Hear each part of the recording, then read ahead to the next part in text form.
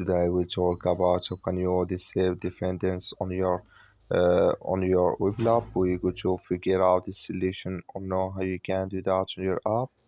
So you just follow these ways and it's going to work with you. So all you have to do, you just go down here, you click here on menu down here, you just click on it here. So then it's going to take you to your profile. It's going to show for you like this.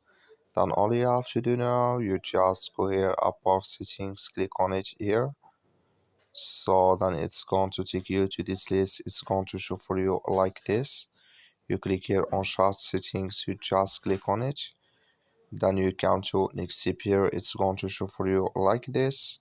You go down here, you just keep going down. So then you come here to collaborate actions, this display, and here you come here to the dividends here, click in this sign or this color. Like you see color, it's gone, that's mean it's disabled with us now. That's all you have to do. Thank you for watching. Don't forget to support us by liking, subscribe.